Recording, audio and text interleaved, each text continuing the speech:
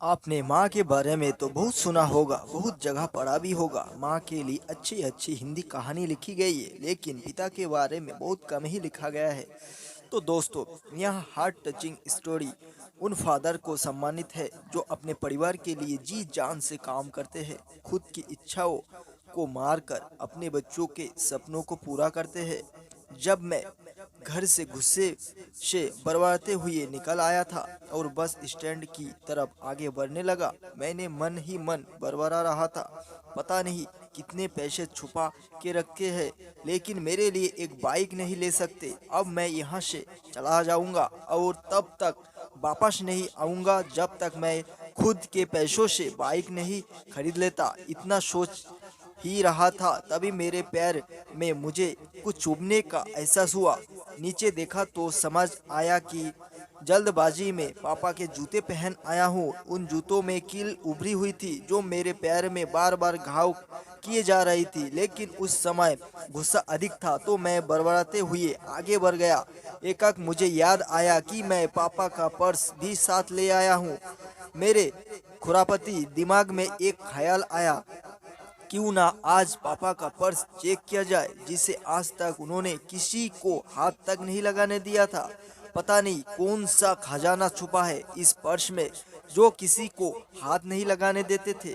जब मैंने पापा का पुराना पर्स खोलकर देखा तो उसमें पर्स तो नहीं मिले, लेकिन पैसा की जगह पर एक डायरी रखी हुई थी। तब मैंने सोचा, ओ तो यहाँ खजाना छुपा रखा है। मैं समझ रहा था कि यहाँ पापा ने लिखा होगा कि किस से कितने पैसे लेने हैं और किसको कितने पैसे दिए हैं, लेकिन मैं गलत था। जब मैंने उस छोटी सी डायरी का पहला पेज खोलकर देखा तो वहाँ पर जो लिखा था वह थोड़ा सीरियस कर देने वाला था। डायरी में जो लिखा था उसे पढ़ने के बाद मेरे चेहरे पर जो एक्सप्रेशन थे वह गायब हो चुके थे, क्योंकि डायरी में पैसा कुछ नहीं था जैसा मैं सोच रहा था। वहाँ पर उन पैसों का हिसाब लिखा हुआ था जो अलग अलग कर्मों के लिए अलग अलग लोगों से उधार लिए गए थे। उस लिस्ट में कंप्यूटर के नाम पर भी पैसा लिए गए थे। कुछ न्यू लिखा था 50,000 बेटे के कंप्यूटर के लिए। यहाँ वही कंप्यूटर था जिसे मैं आज तक यूज कर रहा हूँ, लेकिन मुझे यहाँ पता नहीं था उस कंप्यूटर को खरीदने के लिए पैसे कहाँ से आए थे। लेकिन आज पता चल रहा था। मुझे आज भी याद है जब मैं पहली बार कैमरे के लिए जिद की थी, जो मेरे पापा ने मुझे 2 हफ्ते बाद मेरे बर्थडे पर ला कर दिया था, जिसे देखकर मैं बहुत खुश हुआ था। और मुझे खुश देखकर मुझे ज़्यादा अगर कोई खुश था तो वह थे पापा। अब मेरे चेहरे से गुस्सा एकदम गायब हो चुका था। जब मैंने आगे का पन्ना पलटा तो वहाँ पर कुछ 20 इच्छाएं लिखी हुई थी। पहली जो 20 थी उससे जो लिखा हुआ था, अच्छे जूते पहनना। यह बात मेरी कुछ समझ नहीं आई। तभी मेरा पाँव अचानक सड़क पर परे भरे हुए पानी पर जा पड़ा और तभी मेरे पाँव में कुछ गीलापन होने लगा। ऐसा हुआ जब मैंने जूता उतार कर देखा तो उसका तला टूटा हुआ था। यह देखकर मुझे डायरी में लिखा बात याद आ गई।